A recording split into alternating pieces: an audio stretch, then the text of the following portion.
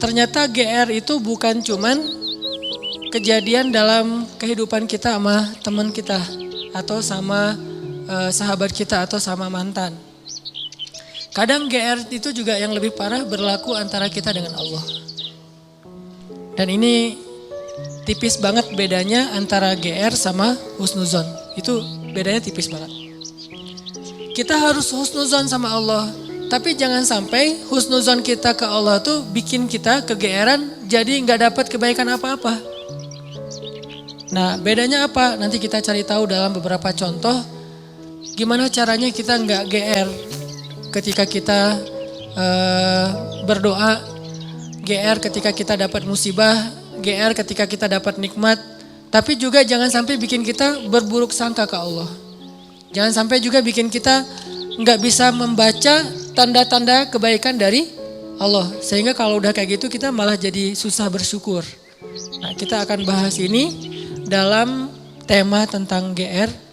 Dalam bahasa Al-Quran mungkin bisa diistilahkan dengan orang yang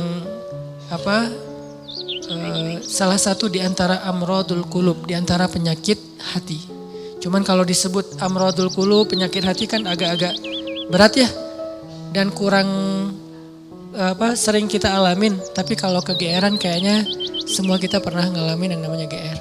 Kalau buat teman-teman yang streaming dari luar negeri, dari Malaysia, kan ada yang nanya tuh GR apa sih kan? Saya juga susah nerjemahin, ternyata GR itu bahasa Malaysia baru saya tahu tuh perasaan ya. Perasaan itu bukan meras ya, perasaan itu GR versi Malaysia atau over confidence. Nah ada salah satu paragraf ayat GR di dalam Al-Quran. Salah satunya tuh di surat Al-Kahfi. Coba teman-teman buka surat Al-Kahfi ayat 32. Ini kisah orang yang kegeeran. Surat Al-Kahfi ayat 32. Kalau ayat kisahnya sih sampai 44. Tapi kita baca beberapa ayat aja. Surat Al-Kahfi ayat 32 sampai 44. Al-Kahfi itu surat ke 18. Dan sampaikanlah perumpamaan kepada mereka tentang kisah dua orang laki-laki Bani Israel. Yang seorang kafir, namun kami beri kepada dia 2 buah kebun anggur yang kami kelilingi kedua kebun itu dengan pohon-pohon kurma. Dan di antara kedua kebun itu kami buatkan ladang. Kemudian kebun itu menghasilkan buah yang sangat banyak, yang tidak pernah berkurang sedikit pun. Dan di celah-celah kedua kebun itu kami alirkan sungai. Dan dia memiliki kekayaan yang sangat besar. Maka dia berkata kepada temannya ketika sedang berbicara dengannya, sesungguhnya hartaku lebih banyak daripada hartamu dan keturunanku lebih kuat.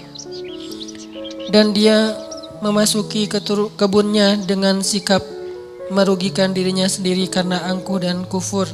Dia berkata, aku yakin kebun ini tidak akan pernah binasa selama-lamanya. Dan aku yakin hari kiamat itu tidak akan pernah ada. Dan seandainya aku dikembalikan kepada Tuhanku kelak, pasti aku akan mendapatkan tempat kembali yang lebih baik daripada ini. Sadaqallahul azim. Ini contoh orang yang GR.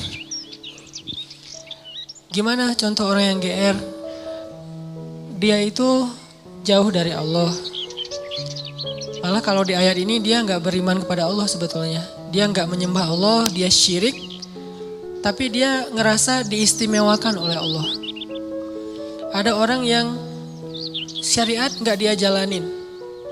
Ibadah gak dia lakuin. Akhlak gak baik-baik amat. Dia punya harta tapi gak pernah mau haji.